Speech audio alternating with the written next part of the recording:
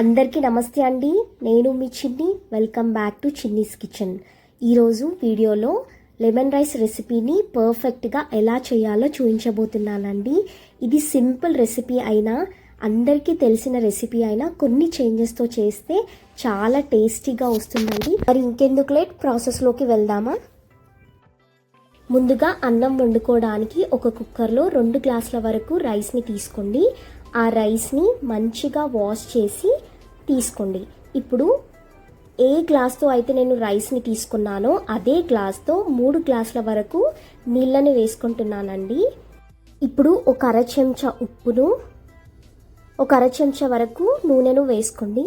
నూనె వేయడం వల్ల అన్నం పొడి పొడిగా వస్తుందండి. ఇప్పుడు మూత పెట్టుకొని ఒక 3 విజిల్స్ వచ్చేంత వరకు ఉడికించుకోండి. నేను ఇక్కడ ఈ కుక్కర్లో చేసుకుంటున్నానండి, కానీ మీరు కావాలంటే వేరే గిన్నెలో అయినా చేసుకోవచ్చు. నేను చేస్తున్న 2 గ్లాసుల పులిహోరకి ఈ 3 నిమ్మకాయలు సరిపోతాయండి. మీకు మరీ పుల్లగా కావాలనుకుంటే ఒక 4 వరకు తీసుకోండి. ఇప్పుడు వీటిని ఇలా పిండుకొని తీసుకోండి. నాకు ఇక్కడ ఒక 50 ml వరకు వచ్చిందండి. 2 గ్లాసుల పులిహోరకి ఈ 50 ml సరిపోతుంది. 3 విజిల్స్ అయ్యాక అన్నాన్ని ఒకసారి కలుపుకొని అలా అయినా ఆరబెట్టుకోండి, లేదంటే ఇలా ఒక వెడల్పు ప్లేట్లోకి ట్రాన్స్ఫర్ చేసుకొని అయినా ఆరబెట్టుకోండి. ఇప్పుడు పోపు కోసం ఒక ప్యాన్లో 3 స్పూన్స్ వరకు ఆయిల్ని తీసుకుంటున్నానండి.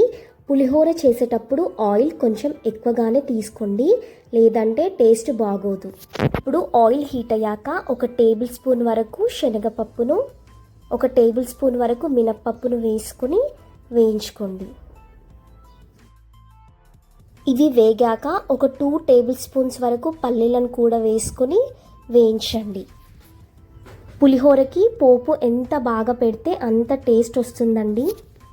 ఇప్పుడు ఈ పల్లీలు కొంచెం వేగాక అర టీ స్పూన్ వరకు జీలకర్రను, ఒక 10 వరకు కాజులను వేసి వేయించుకోండి. ఇలా ఇవన్నీ వేగాక ఒక 5 వరకు ఎండుమిర్చీలను, ఒక 6 నుంచి 7 వరకు పచ్చిమిర్చీలను, ఒక ½ టేబుల్ స్పూన్ వరకు సన్నగా తరిగిన అల్లాన్ని వేసి వేయించుకోండి.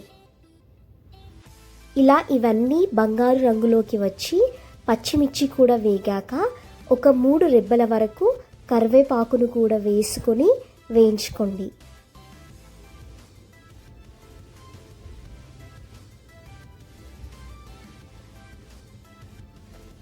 చివరగా ఒక పావు స్పూన్ వరకు పసుపును వేసి వేయించండి.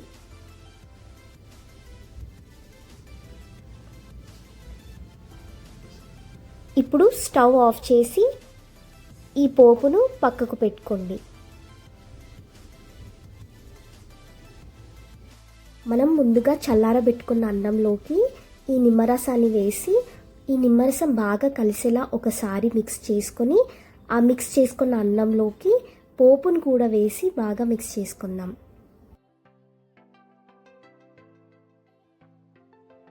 ఈ పోపంతా అన్నంలోకి కలిసేలా బాగా కలుపుకున్న తర్వాత ఈ స్టేజ్లో రుచికి సరిపడా ఉప్పును వేసి చేతితో బాగా అన్నీ కలిసే విధంగా మిక్స్ చేసుకోండి.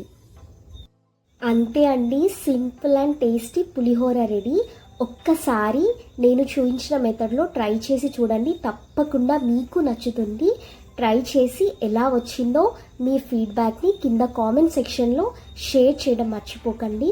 మరిన్ని రెసిపీస్ కోసం మన ఛానల్ని సబ్స్క్రైబ్ చేసుకోండి.